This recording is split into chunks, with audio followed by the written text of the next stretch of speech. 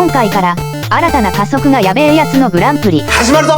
現在スイッチ版ではリザさんこと GT4 のグランプリが開催中。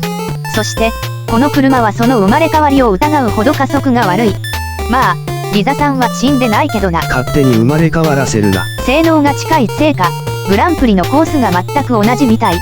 これは完全に使い回しやろ。あ、ごめんごめん。不損完成の色なし大犯罪者や。俺はひどいぞ。冗談はこの辺りにしてグランプリを始めますかね。今回の報酬ですがカニは上から。54321。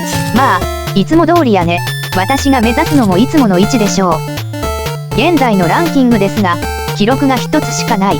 なおプラクティスのタイム調整をしたので予選通過はおそらく問題なし。タイム調整についての説明。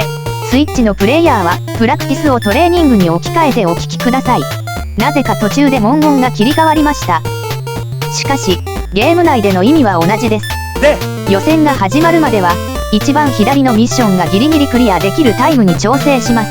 なおすでにクリアしてるのでミッションの設定タイムが表示されてない。センセンシャル。予選が始まる前に最速ラップを出すと予選の対戦相手が強敵になる。これは100害あって一理なしです。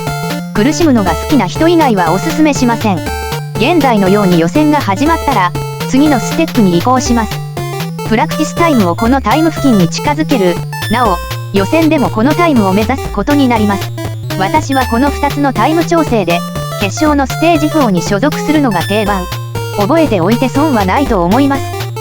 ほい。これが今回の主役。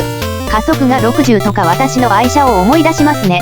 当然の権利のようにアプグレなしで挑戦です。あとはほとんどドリフトしません。グリップの鎮髄を見よ。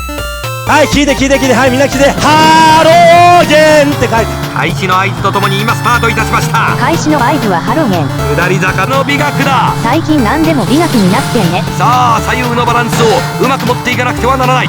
ここはボディバランスが難しいところをがっちりとグリップしていきます。ドリフトなしの方がハンドリングの感覚はつかみやすいと思う。タッチドライブからマニュアルに移行する際にはぜひ意識していただきたいポイントです。ここニトロ切る瞬間にドリフト判定マイナス1点。ほとんどドリフトしないというのはそういうことです。曲がる時以外にもドリフトが発生するんだよな。この左の減速地帯は注意。避けるかニトロで抜ける。うまく抜けたつもりでしたが確認してみたらかなり減速してた。ダメなんだよ結局。諦めんなお前。カモン。空中や着地後にニトロを使わないなら特に低い角度で飛ぶのがいいでしょう。着地時の減速には注意してよ。この右の減速地帯もくせ者。心当たりは見せつけてくれます。この車のように加速が悪いと減速した後の再加速が難しい。じゃあ何をすればいいんですか。ここでどう処理するかだ。簡潔に言えば減速しなければよい。数学的に言ってることは正しいですがここが原点だとお前らは誘惑に負けて終わることになります。まだだってああもうめちゃくちゃだよ。これが最後。これを進めてもらいたい。貫かゴールです。うわー疲れたもう。おう稲妻フレッシュ。1分24秒台。まあこんなものだろう。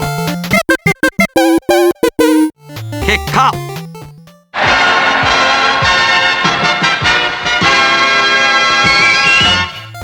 予選前のタイム調整ができていればこのように予選の通過は難しくありません。グランプリは予選が始まる前から駆け引きが始まっている。それをよく覚えておいてください。ほほう、なるほど。予選を通過したので次回から決勝に挑みます。 F91 ガンダム渋可能でいきます。ということで今回はここまで。次回もお楽しみに。それではご視聴ありがとうございました。お疲れ様です。